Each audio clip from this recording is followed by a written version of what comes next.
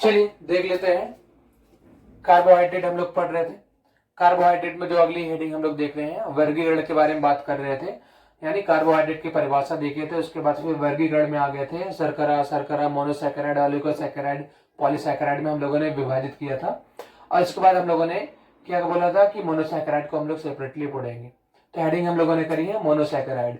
Monosaccharide का यहाँ पे मतलब क्या है, यानी ऐसा सैकेराइड, मोनो, मोनो का मतलब सिंगल ही होता है। तो कहने का मतलब है कि ऐसे कार्बोहाइड्रेट जिनको जल अपघटित करने पर, ये जल अपघटन के आधार पे था ना, ऐसे सैकेराइड जिनको जल अपघटित करने पर ये और सरल कार्बोहाइड्रेट में नहीं टूटते हैं, वो क्या कहलाते हैं, मोनोसैकेराइड।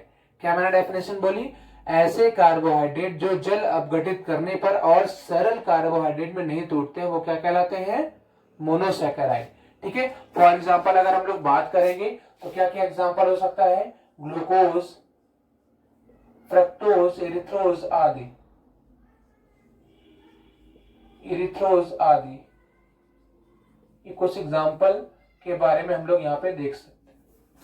ग्लूकोज का मतलब इसका अणुसूत्र वही C6H12O6, फ्रक्टोज की बात करोगे अणुसूत्र वही C6H12O6 होता है। इरिथ्रोज में C4H, इसका इरिथ्रोज को जो आ जाता है C4H8O4 करके आ जाता है। ठीक है। तो इसका भी अणुसूत्र वही C6H12O6 है, इसका भी अणुसूत्र C6H12O6 में आएगा, और इसका C4H8O4 करके आ जाता है। ठीक है। तो ये कुछ मोनोसैकेराइड है। अगर इसको हम लोग जल अपघटित करते हैं ना, तो ये और सरल कार्बोहाइड्रेट में नहीं टूटता, यानी अपघटित होकर के, ये नहीं कि इसको जल अपघटित कर दिया, एक कार्बोहाइड्रेट का अणु और नया बन गया, एक अणु और नया बन गया, ऐसा नहीं। तो यानी ये और सरल कार्बोहाइड्रेट में नहीं टूटता है। ऐसे अणु जिनको जल अपघटित करने पर क्या होता है, और सरल कार्बोहाइड्रेट में नहीं टूटते हैं, वो क्या कहलाते हैं, monosaccharide. For example glucose, fructose, यही सब इसका मुख्य एग्जाम्पल है। तो इसमें अगर हम लोग बात करें ग्लूकोज है ना, ग्लूकोज, फ्रक्टोज, ये सारी चीजें। अब मोनोसैकेराइड को भी अगर हम लोग डिवाइड करेंगे तो देख सकते हैं हम लोग यहाँ पे मोनोसैकेराइड क्या होता है। अगर यहाँ पे इसमें जुड़े क्रियात्मक समूह के आधार पर इसको वर्गीकृत करें, इसमें जुड़े क्रियात्मक समूह के आधार पर इसको वर्गीकृत करें ग्लूकोज में या ऐसे, है ना, तो हम लोग इसको क्या कह सकते हैं, देखो ग्लूकोज वाले को, जो यहाँ पे ग्लूकोज है उसको हम लोग क्या कर सकते हैं, एक तो अगर ग्लूकोज में, है ना, ऐसे क्रियात्मक समूह के आधार पर मैं लिख दो इसको, ये फंक्शनल ग्रुप के आधार पे है,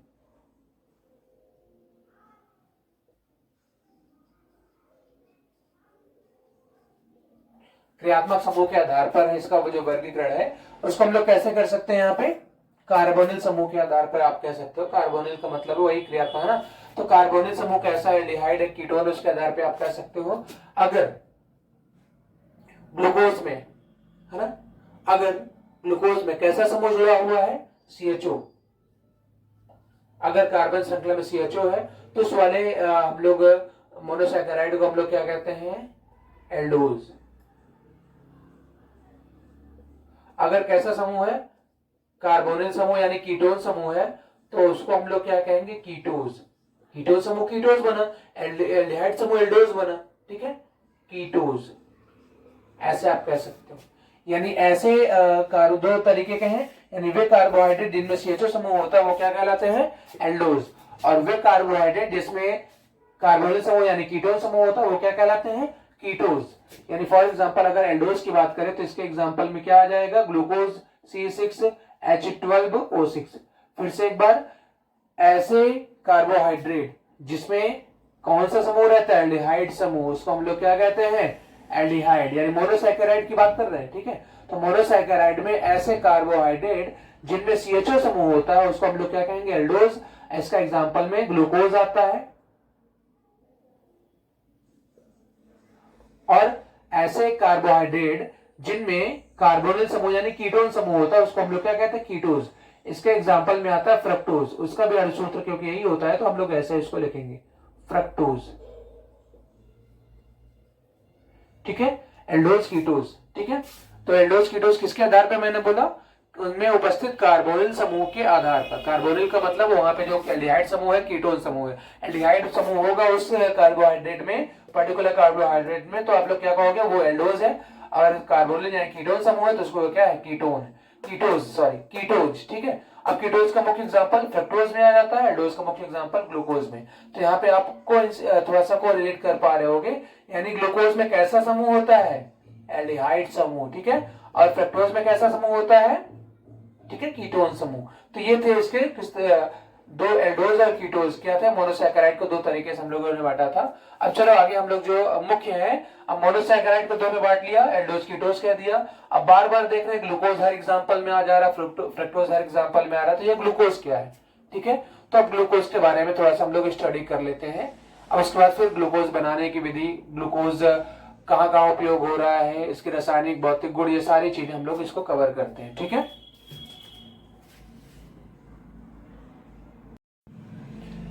चलिए देख लेते हैं, ये जो ग्लूकोज का जो सूत्र है ना, हम लोगों ने जैसे पढ़ा था क्या, मोनोसैकेराइड, फिर उसका कार्बोनिल समूह के आधार पर वर्गीकरण किया था एल्डोज कीटोज में, है ना, उसके बाद फिर ग्लूकोज के बारे में जानना था। तो ग्लूकोज का जो सूत्र क्या है, C6H12O6, ठीक है। अब इस आधार पर इसको हम लोग क्या करेंगे, इसमें किस तरीके से इसकी संरचना बना सकते हैं, ओपन संरचना देख लेते हैं थोड़ा सा। अब यहाँ पे कार्बन में कितने कार्बन है, 6 कार्बन है, तो 6 कार्बन को आप कैसे लिख लो, और इसमें जानते हो ग्लूकोज में कैसा समूह होता है, CHO समूह होता है, इसलिए इसको हम लोग क्या कहते हैं, एल्डोज, है ना।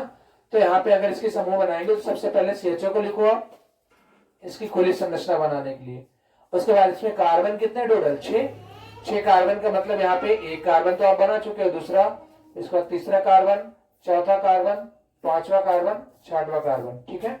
इस तरीके से लिखो, संयोजकता पूरी कराओ, कार्बन की संयोजकता 4 है।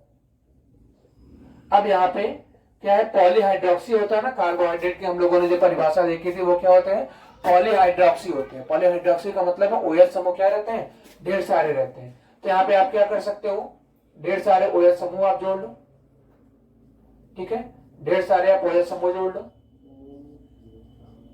अब यहाँ पे जितनी जगह बची सब जगह क्या जोड़ दो, हाइड्रोजन। तो ये क्या बन गया, किसका अणु बन गया, ग्लूकोज का खुली संरचना बन गई। अब देखो इसको और आप किस तरीके से लिख सकते हो।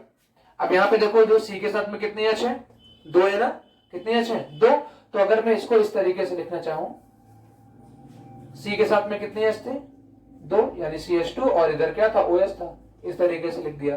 तो इसको इस तरीके से लिख सकते हो, या इसको हम लोग कैसे लिख सकते हैं देख लेते हैं। ये देखो CHOH, CHOH, CHOH, CHOH, यानी CHOH, CHOH कितनी बार है, CHOH कितनी बार है, यहाँ पे 1 2 3 4 बार है, CHOH कितनी बार है, 4 बार। और ऊपर क्या जुड़ा हुआ था, CHO, और नीचे क्या जुड़ा हुआ, देखो यहां से लेकर के यहां तक CHOH कितनी बार है, 4 बार है। ऊपर CHO, नीचे क्या है, CH2OH, है ना। अब चाहे ग्लूकोज को आप ऐसे लिखो, चाहे ग्लूकोज को कैसे लिखो, ये इस तरीके से, ठीक है, चाहे ग्लूकोज को आप इस तरीके से लिख लो, और सूत्र उसका ये है, चाहे उसको इस तरीके से लिख लो, ये भी क्या है, ग्लूकोज को रिप्रेजेंट कर रहा है, ठीक है। फ्रक्टोज की संरचना कुछ ऐसे हम लोग बना लेते हैं, उसमें से CH2OH ऊपर होता है, नीचे से H2, यहाँ पे C डबल बॉन्ड हो करके रहता, CHOH को ऑल्टराइज करके, ठीक है। तो ये थी ग्लूकोज को हम लोग कैसे उसकी ओपन संरचना लिख लेते हैं। अब इसकी आगे आने वाली जितनी भी क्रियाएं हैं सब जगह हम लोग क्या करेंगे, ग्लूकोज की इस संरचना का या इस संरचना का उपयोग करेंगे, ताकि उसके रिएक्शन मैकेनिज्म को अच्छे से समझ सकें, ठीक है। अब आगे हम लोग ग्लूकोज हेडिंग करके 1 बाय 1 ग्लूकोज के बारे में अच्छे से पढ़ेंगे, बनाने की विधि, है ना, भौतिक गुण, रासायनिक गुण, उपयोग, फिर उसका फ्रक्टोज के बारे में, प्रोटीन, ऐसे करके अपना चैप्टर फिनिश करेंगे, ठीक है। ओके।